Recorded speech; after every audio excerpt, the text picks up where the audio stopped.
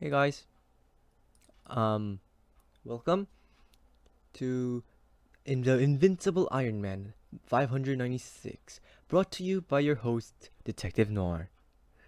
And it's this title kind of explains the whole deal. They're searching for Tony Stark, who, if you'll remember, hasn't been dead in real lifetime for he's been dead for like less than a year, and in in Marvel time, like in continuity time, Marvel hasn't gone like it's been less than a month because around a decade equates to 1 or 2 years in Marvel. So yeah, it's been like what, a month since Tony Stark quote unquote died. But anyway, at least we got to see some cool visuals like this. I mean, it's a comic book, so anyway, cool title card. Bendis, very controversial. Moving to DC. I don't know how I think about that. I mean, I just tend to enjoy things, enjoy media. I mean, I'm pessimistic about life overall, but I'm not at all about media. I'm the type of guy who's like, oh yeah, Suicide Squad it was fine. The Dark World was great. Yeah, the Transformers movies, they're enjoyable. You know, that kind of guy. Just for some reason on literature, I'm pretty easygoing. But anyway, this is a pretty cool shot here. So this one's from the movies, the Mark III.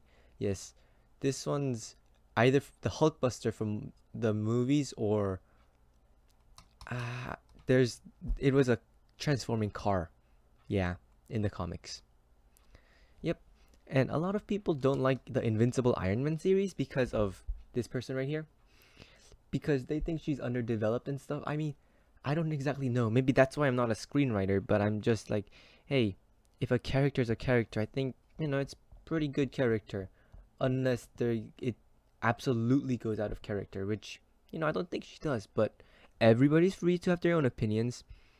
And I know my opinions are, at least on comic books and stuff like this, I'm on the pretty, you know, I'm on a pretty optimistic side. So, yeah, hey, since there was no recap page, here's a recap.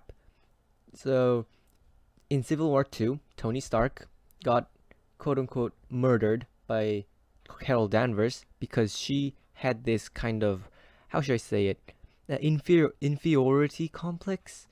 Like, she wanted to be seen as better, so she accidentally, possibly, she put Tony Stark in a coma. Tony Stark disappeared. So now they're searching for him, but then these people, these people like came over here saying they're hired by Stark Industries. They say that because this person, because she reverse engineers Tony Stark's tech, that they own all of her stuff. So they're fighting kind of stuff. They're kind of fighting. That's essentially the recap. So she's all like, hey, okay, so you're gonna do this to me, even though like Tony Stark is dead, possibly dead. He gave me permission to continue being Ironheart. Um, and maybe you should, go after Doctor Doom. Maybe is this what you're focused on? And but she's like, yeah, if then you put it that way. Yup. Also, I don't know who she is. I don't know. Is it like the mask reminds me of Madame Mask, obviously, but that eye patch, these parts remind me of Gamora. Maybe, I don't know. She's probably a mercenary. So she's getting all confrontational, but then she's like, um, yeah. And it's like, okay, okay, all right, take it, take everything. Oh, and just something to note here is that it the first thing to note here is that the backgrounds have just been copied and pasted. They haven't moved at all. Also, I just love that Tony Stark, like, even though these guys at least move over here, Tony Stark is literally looking at the same thing for 3 panels. This is almost comedic, just like same, absolutely the same. Even the shadows are same. Just something to note here. Anyway, she's like, You're right, take it. I mean, I guess I did reverse engineer someone's tech. It's not mine, take it. Of course, this is giving up too easily, which, you'll probably get. But, she kind of she does have that kind of champions mentality sort of thing. Like, she's like, if we fight, yeah, I'll probably win. I mean, I'm a version of Iron Man. Even if I'm weak, I mean, even if she's really weak, she's like, oh yeah, I'm pretty strong, and these guys are just, common shield agents, except shield is gone. But she's like, yeah, if we fight, the house is falls down because it's extremely weak, and the entire neighborhood will be destroyed if we fight. So, uh, so, but I'll give up my stuff, and um, Stark, and they also take Stark AI. Stark AI. So it's like, hey, here's an advice. It's just here's advice. Try harder. She's like, this right here, very scary. If I saw this at night, I would be scared. Also, to note that these aren't perfect circles. These are octahedrons, I think. That's what they're called. But anyway, man, I don't know why, but I don't know. That just reminds me a lot of what was it? Um, I don't know, like kind of like really scary looking serial killer. Especially these like faded. You probably yeah, the faded out like grainy effect of like the ears, which is supposed to be shadows, but just looks like it's come from a 1950 horror movie.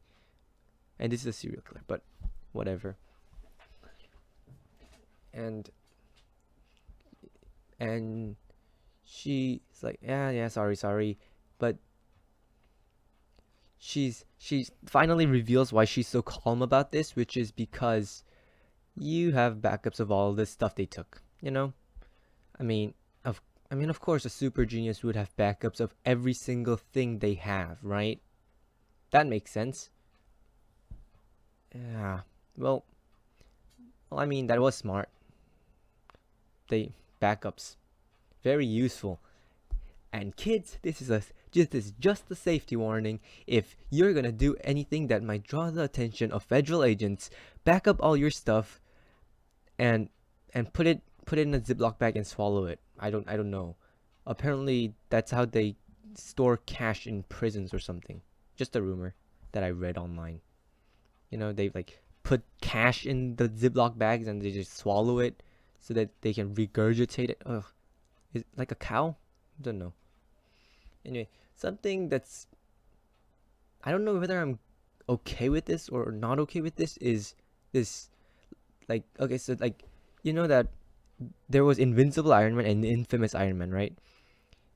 They have two different artists. So when Riri Williams is around, they use the Invincible Iron Man artist, but when you switch to Doctor Doom, Infamous Iron Man, Victor Von Doom, it changes to the other art style, which does give it a distinctly different look. Kind of like this art style. I don't know. Anyway, the French Riviera Villa, the French Riviera Villa of Victor Von Doom. Is that? I don't know if that's a French accent. The I love how they're like just narrating the whole thing. It's like the Stanley Parable. Like, you're dead, Doom. But like the narrator calmly narrating, the Hood, backed by the Corruptor and the Living Laser, fires his golden guns, his bullets of demonic energy out of both barrels. Victor responds with a series of dangerous and powerful dark magic spells. It's like playing Dungeons and Dragons or something. Jeez. So this is the Living Laser. This is whatever. And Corruptor, the Hood. It's all good in the hood. Na-na-na-na. Anyway, is he? No, he's wearing clothes, right? Yeah, he's wearing pants. So he quickly shielded himself, if you're not aware. But the hood is the hood is constantly saying, stick to plan. What if I got Doomina using this dark magic to, I don't know, send smoke at somebody and encapsulate them? This is the Corruptor. He's attacking Doctor Doom. Also, although not Doctor Doom anymore, is the infamous Iron Man, Victor Von Doom. Also, so for some reason, this face looks similar to this face. I don't know why, but anyway, bam, bam, bam, bam.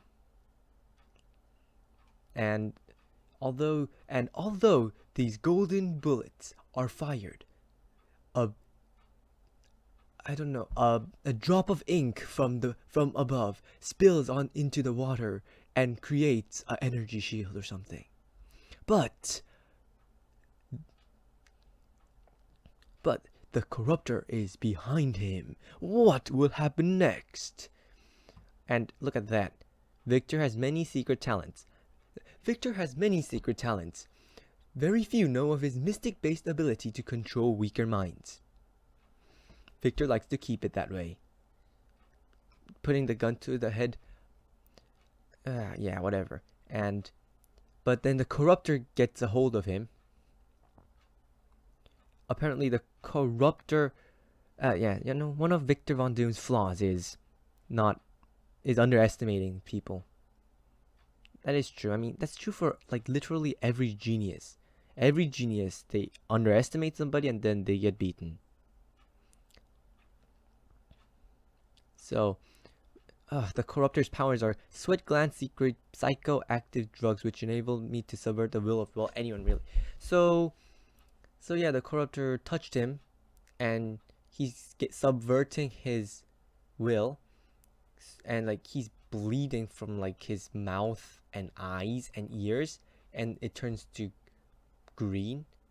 It's like, so the Corruptor is like, I got you, man, I got you, and it's taunting him. But when Victor Von Doom says, now, it is revealed that the hood was still under his influence all along. And with that done, which honestly he's surprised, he quickly suits up, which I don't know why he didn't do earlier, and like says, be gone. So he does what any logical person would do and fires a bunch of bullets made of demonic energy at a guy encased in magical armor. Yeah. Brilliant.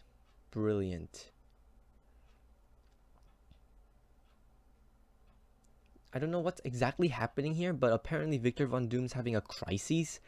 Like, oh my god, I need to be better. I can't believe these thugs got close to me. Yeah. So now we're with a different artist again, and we're in Tony Stark's mind. This is Howard Stark, Tony Stark's dad. He's, alcoholic. So he's asking to Tony, like, why aren't you asking for anybody's help? So Tony Stark responds in a purely dodging the question type of way. So when he asks him again, he's like, I don't need help. Which the ego of super geniuses is super. Just super. So Tony Stark deals with his daddy issues in all in his head. So Tony Stark's blaming his dad, saying that he lied to him, never told him he was adopted. But he's like, yeah, your mom did too. Look, but Howard Stark does make a good point here, although it's probably just a figment of Tony Stark's imagination using logic against him, is that, Howard Stark did care for him. He cared a lot for Tony Stark, really. He raised him from birth, gave gave him the family name, fortune, everything. And I don't know if this is wishful thinking or really, because Howard Stark at the end says, honestly, you are my son. The other thing didn't matter to me. So much so that I guess I just didn't think it mattered. And judging by this peaceful Tony Stark, bald Tony Stark face here, I'm not actually sure whether this is wishful thinking or actual, but probably wishful thinking since he's hallucinating. Okay. And he tries getting up. So he's like, if everyone in the world owes you one, why aren't you asking anyone for help?